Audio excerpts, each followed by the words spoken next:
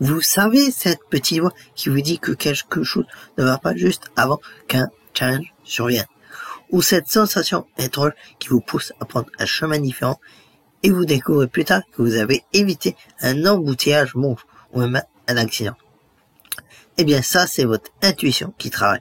Et la bonne nouvelle, c'est qu'on peut la développer comme un muscle.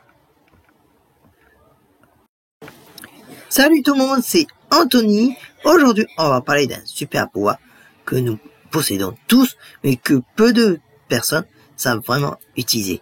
Et c'est l'intuition.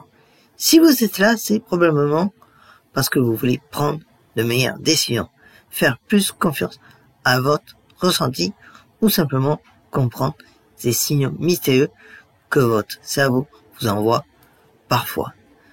Dans cette vidéo, je vais vous donner 5 techniques concrètes pour développer votre intuition, plus un exercice bonus que vous pourrez tester dès ce soir. Alors, restez jusqu'à la fin et n'oubliez pas de vous abonner si ce n'est pas encore fait. Mais d'abord, c'est quoi exactement l'intuition? Eh bien, l'intuition, c'est cette capacité qu'a notre cerveau à traiter des milliers d'informations en arrière-plan et à nous donner une réponse sans qu'on en comprenne forcément pourquoi. C'est comme si votre subconscient était un super ordinateur qui analyse tout. Les micro-expressions des gens, les détails de l'environnement, vos expériences passées, et qui vous donne le résultat sous forme de sensations.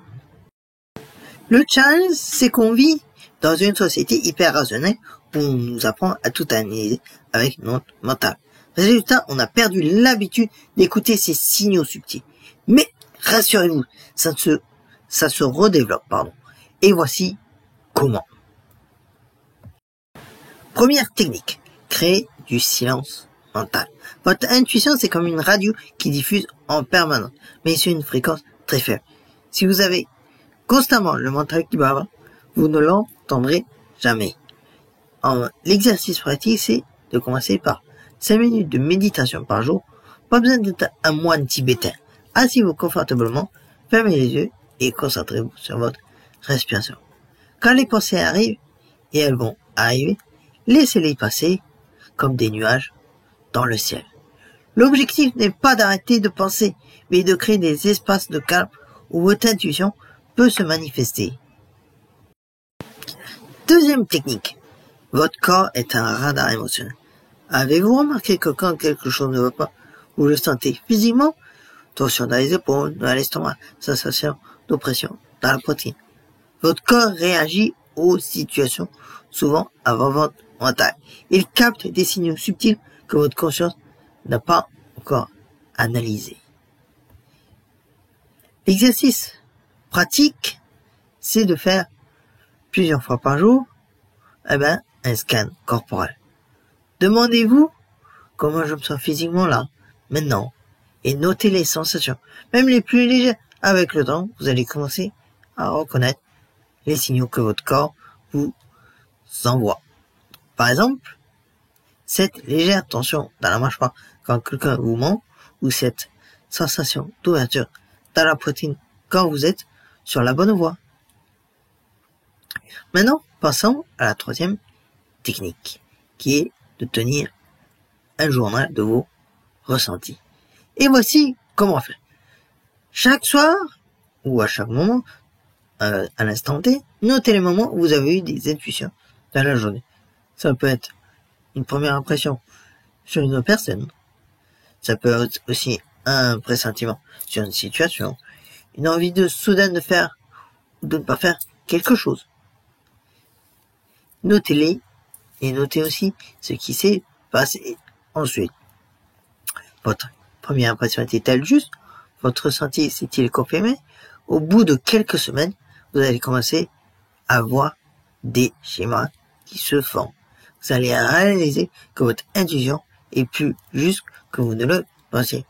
Ça va vous donner confiance pour l'écouter davantage. Et maintenant, on va passer à la quatrième technique, qui est d'utiliser votre imagination pour tester vos options. Quand vous devez prendre une décision, au lieu de faire une liste de pour et de contre, essayez ça.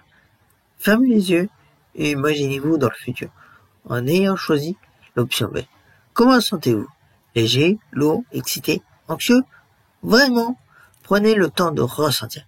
Puis faites la même chose avec l'option B, C, etc., etc. Votre corps va vous donner des indices. L'option qui vous fait vous sentir plus léger, plus aligné, plus énergisé, c'est souvent la bonne. J'ai utilisé cette technique pour choisir mon appartement et même pour des décisions professionnelles importantes. Et c'est bluffant. Maintenant, on va faire la 5e technique qui est de débrancher. On reçoit tellement d'informations chaque jour que notre cerveau n'arrive plus à faire le tri. Notifications, réseaux sociaux, news, etc. Tout ça parasite notre capacité à ressentir. L'action concrète, c'est d'instaurer des moments de déconnexion. Et ça peut être par exemple une heure sans téléphone le matin, une promenade sans podcast ni musique, un moment de lecture au lieu de scroller sur les réseaux sociaux.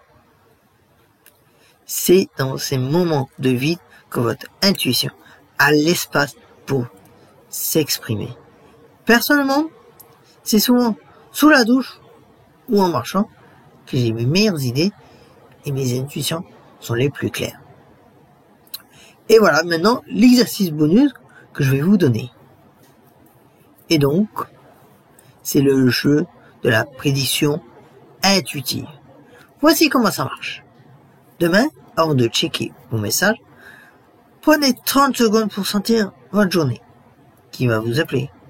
Quel genre d'énergie vous allez rencontrer? Y a-t-il quelque chose d'inattendu qui va arriver? Notez vos ressentis et vérifiez en fin de journée. Ne vous découragez pas si ce n'est pas juste du premier coup. C'est comme apprendre un instrument. Ça demande de la pratique. L'objectif n'est pas de devenir voyant, mais de réactiver cette capacité naturelle qu'on a tous. Alors, récapitulons. Pour développer votre intuition, vous avez maintenant 5 outils concrets.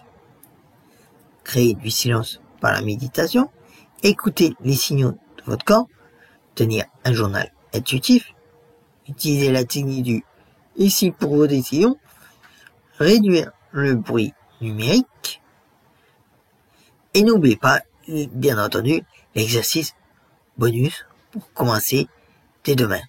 Le plus important, c'est de commencer petit et d'être patient avec vous-même. Votre intuition est là. Elle n'attend que d'être réveillée. Dites-moi en commentaire, avez-vous déjà eu une intuition parfaite qui s'est révélée juste? Je lis tous vos commentaires et j'y réponds. Et si cette vidéo vous a plu, n'hésitez pas à la liker et à vous abonner pour plus de contenu sur le développement personnel et partagez-la avec quelqu'un qui pourrait en avoir grandement besoin. À très bientôt pour une nouvelle vidéo et en attendant, faites confiance à votre ressenti.